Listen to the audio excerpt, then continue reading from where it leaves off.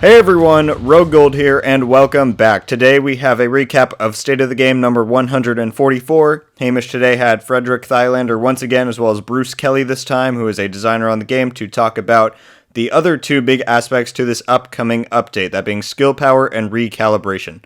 So just a reminder that everything you see in these pictures and clips that I'll be showing are under development and subject to change. The devs wanted to stress that. And I will have screen grabs accompanying the topic I'm going over if it was provided on the stream, so you can just watch the screen for that. Let's go.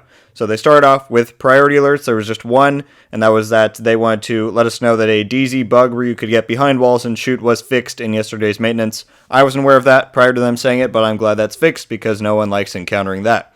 So then they moved right on to the developer interview, and quickly they went over a recap of last week's information, which included the gear attribute changes, talent changes, gear sets, etc. If you guys haven't seen that, I will put a link in the description to last week's video, because that explains the first half of these big changes coming in update after episode 3.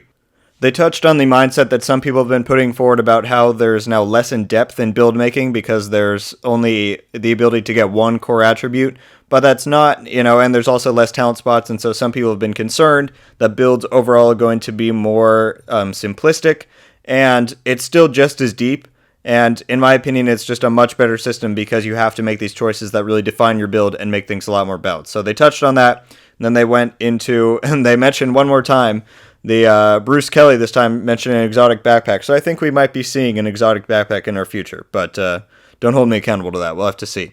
So they went right into it and started with recalibration. So they said the problem now is that you have to store all of the pieces that you want just to keep the specific roles that you want. So for example, you get a backpack with, 9% weapon damage. You think, oh, that's pretty good. You have to keep that whole piece in your stash, and that takes up a slot even if you don't know when you're going to use that roll. But I don't want to get rid of this because I don't know the next time I'm going to see a 9% weapon damage backpack roll. So they want recalibration and gear collection in general to be intuitive and fun. So now, this is pretty cool. When you find rolls on items, you can extract that roll and store it in a library, a stat bank, which has a collection of all the possible stats and talents and everything in the game. And here's the real bombshell that I didn't see coming and a lot of people didn't either. They said you can use, once you extract, so let's give a hypothetical here. You get a chess piece that has 15% weapon damage, one of the highest rolls. You extract that roll, that item gets deconstructed, and that roll is now stored in a bank that you can use to recalibrate onto another piece. That roll, that 15% roll, can be used as many times as you want. It is there forever. Once you collect a roll, whatever your highest one is, that is what you can use forever. You don't have to go and refarm another one. And that is really awesome. I mean, it might overall lessen the amount of farming needed, but I think a lot of people are going to be happy about that change. And we'll get into some more of that later because they touched on that question that people brought up. So on the new gear, you can recal everything, including what mod slot has. So you can reroll the core attribute, either of the two attributes, the talent, if it's a chest piece or backpack, and the mod slot. You can reroll anything, which is awesome. Core attributes and mod slots are dictated by brand. So for example, you'll see in this video they have redone Wyvern. It'll be in a picture. And so Wyvern, I'm just presuming, is always going to come with a skill tier and a yellow mod slot. And so that is what it comes with, but then you can, of course, roll those things off. So there's still some dictation by brand what rolls you're going to get. Brands are a profile, is what they wanted to say, so that they're offense or defense or skill-based. And some are hybrids. They gave an example of they revamped Badger Tough. They didn't show any screenshots of that, but like I said, you'll see the Wyvern one coming up, and that one is definitely a skill-focused brand now. So the Recal Station has two tabs, the regular recalibration and the library, where you can go and see all of these rolls that you have extracted and stored in there. It has categories for every weapon type and armor piece, and it shows the number of attributes and talents saved for every category. And they said that the numbers you're seeing on this picture are placeholder numbers. That is not necessarily the amount of rolls or talents that there will be. And it shows if an improvement is available, as well as if you have an extraction available on a piece you already obtain and own. And they said it still destroys the source item, of course, so if you want to take that 15% weapon damage roll off of a chest piece, it will still destroy that chest piece. But now you have that roll saved forever to use on anything as many times as you want. And there was a chat question of what to do once you filled up the library. And they wanted to stress that you still need the good item that you want to put the good roll onto. So to explain, some people were saying like, oh, well, once I get these super high weapon damage rolls, is there really a point to farming anymore? And it's not like you can just take that roll and make a god roll piece in all the other categories with the talent and the regular attributes and the mod slot. You still need to farm a piece that high roll can go onto where everything else is still good. So of course there's still incentive to play and farm. And they said this removes the need to stock up on 50 god rolls from vendors. So like when the guy was selling the 30% armor roll on the chest piece, now you won't have to do that because you get one, you extract that stat, and it's saved forever. I mean, now percent armor's gone, but you get the idea. You can still only recalibrate one attribute per piece, one thing out of the talent or the mod slot or all that. So it's still just one thing, which I think is good. If you made it two, then that would definitely lessen the amount of farming needed. Right now it is going to be a character-bound library. But it is possible later on, they said that they might make it account-wide. So, yeah, for now, if you have multiple characters, you will have to save up those stats on each of them, at least when this releases. Everything stowed in your stash can be extracted and taken away from your storage. So say you're close to 300 slots in your stash, almost filled up, because you've just been storing every piece that you might hypothetically use one day. Well, now that can just be washed away and cleared out, and you can save actual pieces that you think you might want to use for a build in the future. And that's really awesome. Now we shouldn't really have to worry about stash size increasing anymore, because you can just store all those things. It's super nice. They said it's fun to fill out the library as opposed to a one-time use. So it's just another one of those kind of completionist things that you have. Oh, I want to fill out all the stats possible. And so, yeah, it's just a very nice system to have overall. And they stress that the library cannot be used to generate a god roll item like I was talking about. They did say this, which is kind of a bit of a bummer, but they said the cost of recalibration might go up since it's so much more powerful now. I hope they don't do it because I'm one who always sells my stuff as opposed to deconstructing it, so I have to go and farm electronics and ceramics all the time. We'll see. I hope the cost doesn't go up, but they said it might. So then they moved on to skill power refactorization. And this worked pretty similar to how I was thinking it was going to last week, but I'm glad I didn't fully go into it because there is one pretty cool new mechanic that they went over. So let's jump into it. Skill tiers are replacing skill power, and skills directly scale with your skill tier. And so you'll see in the screenshot, Wyvern has been redone. You can read what that does up there. So basically, you get one skill tier is the most you can get per core attribute. And so you can get 6 total on each of your things. And so if you have 6 skill tiers, then your skills are going to do a ton. That's about the highest they can do. So each skill tier buffs up your skills with an incremental amount. And you'll see in one of these screenshots later how that's kind of laid out. And so adding a skill tier directly boosts your skills without having to mod separate things like it was before. And so the skill tier summary is also on the side now by your armor and weapon damage and all that on the main sheet of your character page. The list of damage, health, and all of that is listed on the skill itself.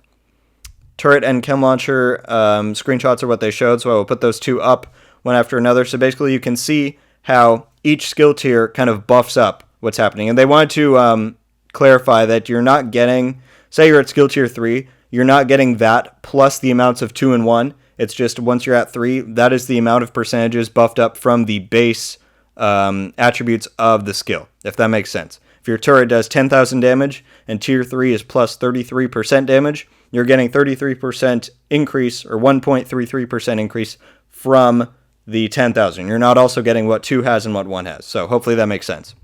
They said every skill has different scaling amounts. So the chem launcher might give you plus 50% heal, and the hive might only give you plus 25% heal for each tier. And that's just because obviously they all need to be balanced separately for what they do. So that makes sense.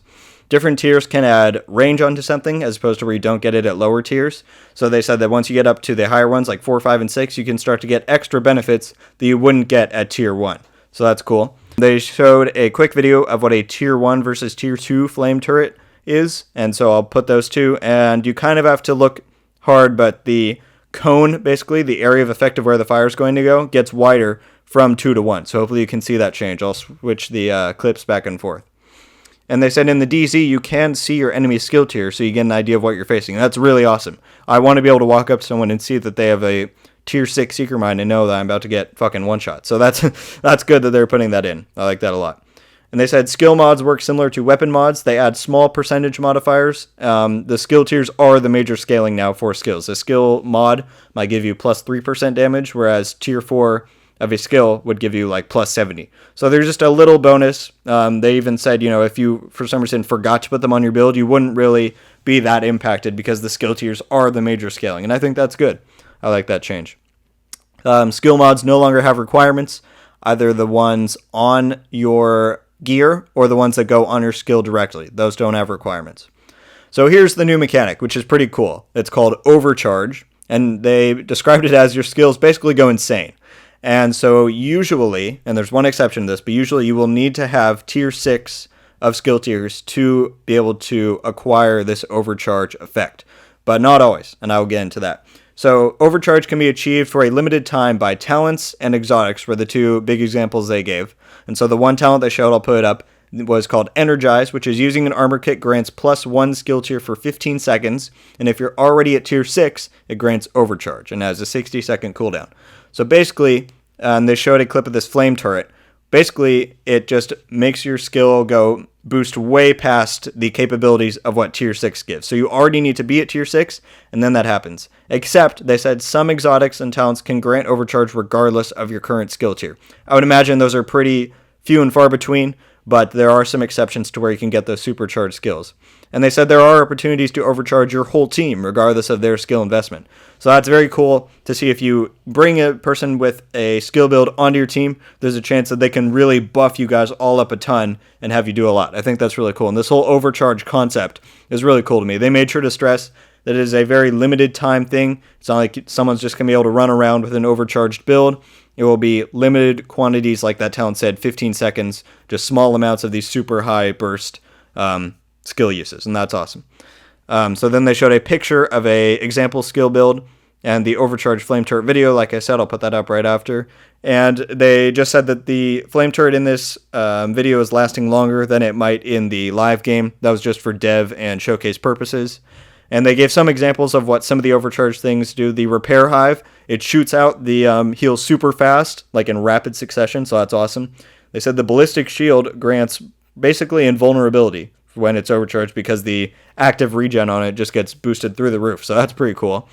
The overcharge activation and loss is dependent on the skill itself. So what that means is basically Hamish asked, well, for a Seeker Mine, if I get overcharge and I throw the Seeker Mine down and it has a long path to get to its enemy, if the overcharge runs out right before it gets to him, do I just lose that bonus because the Seeker Mine had so much travel time?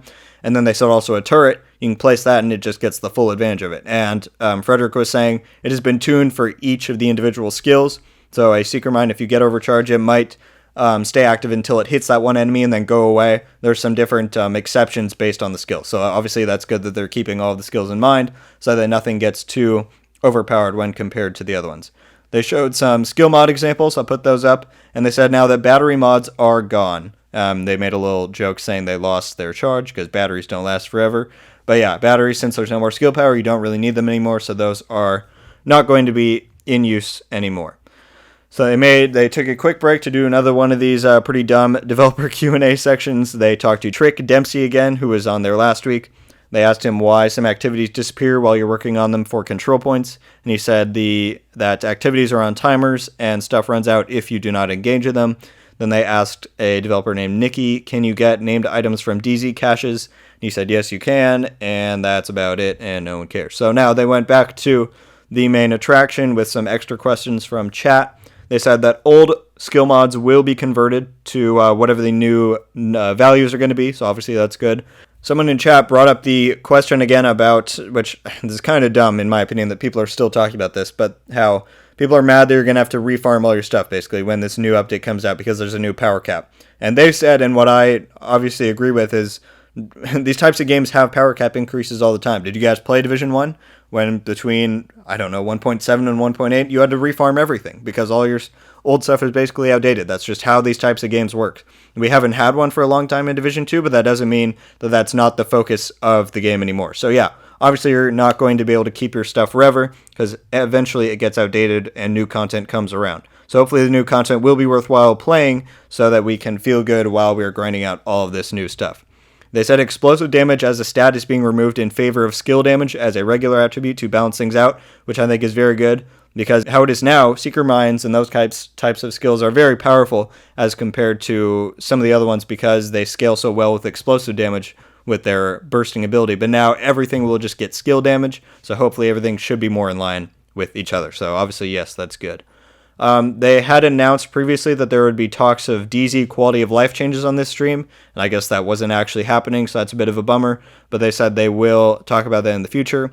And they wanted to stress that all of these changes, including the gear ones last week, majorly affect PvP, which, yes, we all get that, and that is awesome, because we need some PvP changes for sure. They said that there are some side-to-side movement changes when you're doing that, so okay, that's interesting.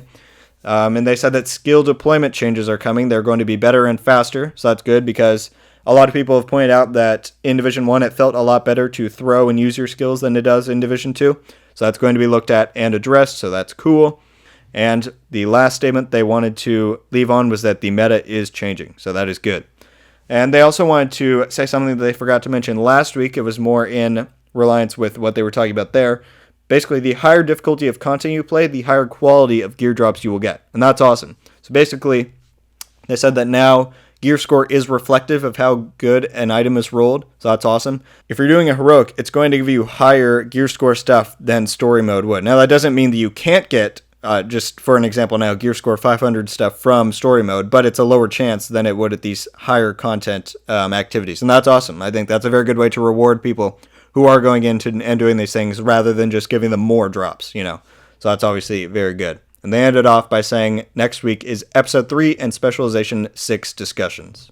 And that was all for State of the Game 144, another very solid stream where they showed off a lot as to what's coming in this big update. I'm super hyped about stat storing and the new skill system with Overcharging. I think it's going to bring a lot of variety to builds and gameplay, PvP specifically, so that'll be awesome.